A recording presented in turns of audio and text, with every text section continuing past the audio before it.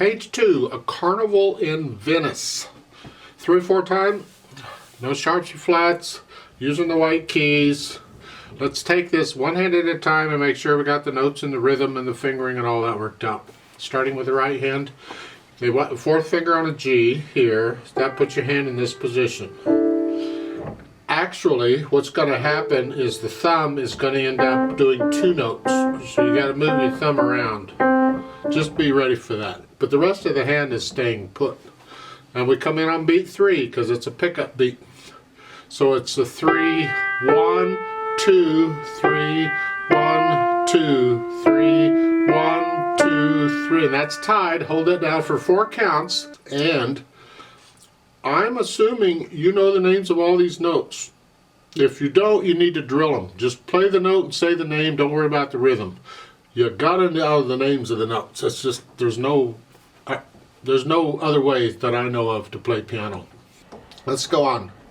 The last note in the first line here, 3. Then the second line, 1, 2, 3, 1, 2, 3, 1, 2, 3, 1, 2. See, and that note is tied for F, so you're going to hold it down for 5 counts. 3 counts for the dotted half note, and 2 more counts for the half note. That's 5. 2 and 3 are 5. Yeah. Get out the calculator. I don't know. Let's go down to the bottom here. The last line on page 2. You're here. 1, 2, 3, 1, 2. And this is where the thumb comes down here. Just reach down and leave the hand here. Again. 1, 2, 3, 1, 2, 3, 1, 2, and that, hold that down for 5 counts, and then go on now. Starting with the last note on page 2, there's an 8VA above the staff, and there's a dashed line, and you see this dashed line on page 3. It goes for the whole page. Well, that means go up an octave. So instead of this G, you're going to play this G. So when you hear, you just lift up and move. You don't have to be real quick and jerky about it or get up there. Just lift up and move. It's like just cutting the C just a little bit short because the G has to be on beat 3 and you're up here. 1, 2, 3, 1, 2, 3, and you play the whole page 3 up here. Let's go down to the third line. We got 8th notes in here, so beginning of the third line. 1, 2, 3, 1, 2, 3, 1 and 2 and 3 and 1 and 2 and 3 and.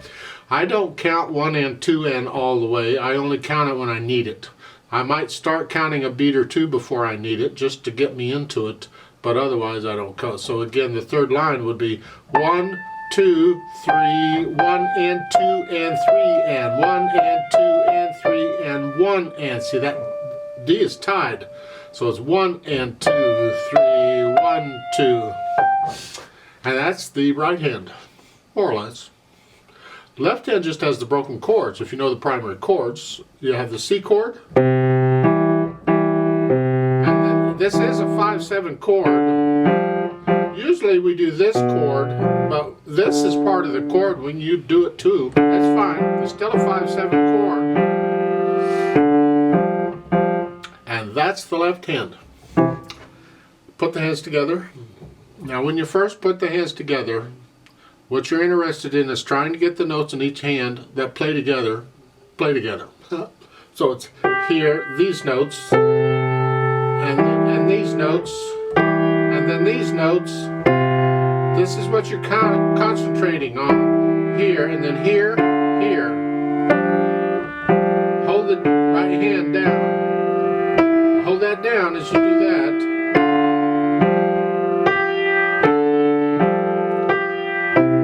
So you may hesitate, you may all kinds of things going on. That's fine, because once you kind of get an idea, then you go back and do it some more and more and more and get rid of the hesitations. The beat needs to be a steady beat. Go slow, doesn't matter, but it's got to be a steady beat. Let's go down to the last line on page 2. You're here. 1, 2, 3, 1, 2, 3, 1. So hold that down as you, and that here. The left hand doesn't move, it's staying right there, only the right hand.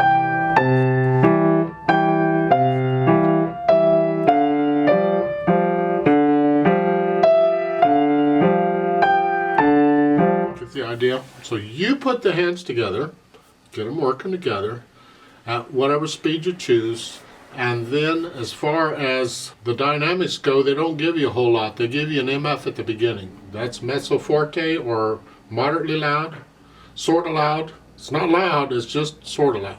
It's on the loud side of the middle. And that's the melody. And here's the challenge for you. Once you got the notes and you can play the notes okay and the rhythms and no hesitations, can you play the right hand a little louder than the left? And this, can you do that at the same time?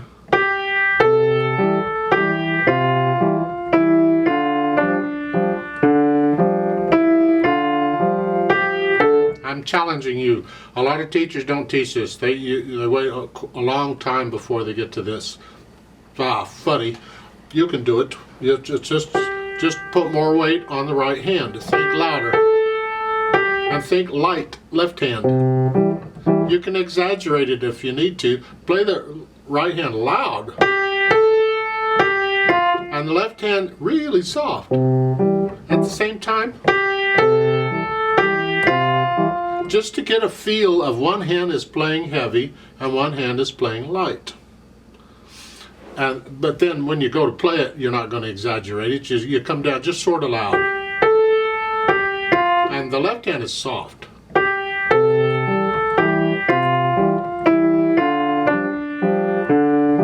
Now I skipped articulation. Let's put in this phrasing. You see the curved lines going everywhere? You connect all these notes together. And that D, you see there's two lines there. Well, one's a tie and the one's the end of the phrase. And then you lift up before you go on. It's like taking a breath. And do that all the way through. Just lift up at the end of the phrase. Now, when you get down to the third line, between the first and second, in my opinion, that curved line should have gone all the way through. That's not a... You don't take a breath there. Just connect that as best you can. You can't connect repeated notes, and that's probably why they didn't put a phrase over it. But you get as close as you can. Then you lift up for the phrase. Well, that comes in handy because at the bottom of the page when you have to move here and you got to go up to here, well, it's a new phrase like taking a breath. That gives you your chance to get up there.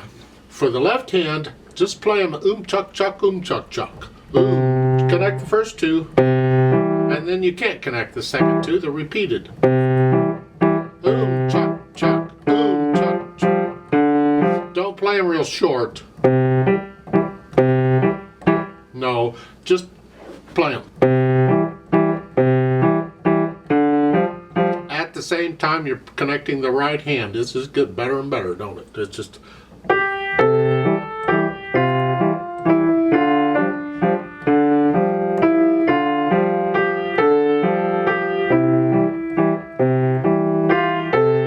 You get the idea I'm talking. So you got the dynamics in there, and then you have the phrasing for the right hand where the left hand is doing something else all at the same time. And suddenly this easy piece isn't so easy anymore. It's a challenge. But I'm challenging you to do the best you can with it because this prepares you for stuff coming up. And you'll be so much further ahead if you can get this. Now if you're not getting it, I'm not getting this, don't worry about it. Keep trying. It will come in time. Just keep working as you go through the book and you're doing more pieces.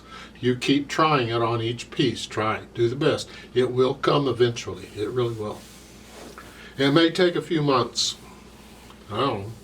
It's personal. I don't know how long it'll take. Everybody's different. But keep working at it. Now the speed. Allegretto. Allegretto is between moderato and allegro. I call it the fun speed. When I see something in allegretto, okay, we're going to have some fun here. And it's up to you on how fast, or you can find recordings of this to...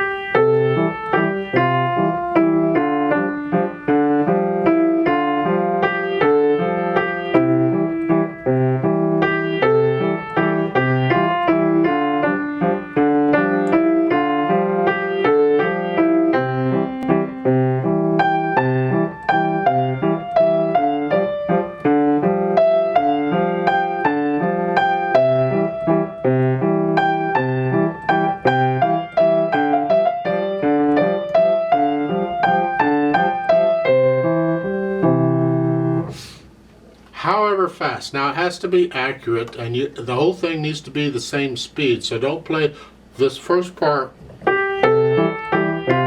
and then when you get over a page 3 on the 3rd line with the 8th notes, the 3rd line is here. And you slow that way down. No. A steady beat all the way through. So however fast you can play that, that's how fast you can start. So that determines it, because the whole thing has to be one speed. Now I'd like to do what I call a play with me. I play it really super slow. No dynamics, I'm just playing both hands about the same. And you play along with me to make sure you're playing the same notes I'm playing at the same time I'm playing. This way you can check. Make sure you have the right notes and the right rhythm. So I'm going to give us 2 counts because we come in on beat 3. I'm going to go ready, go. That's 2 counts. And then we go. Ready, go.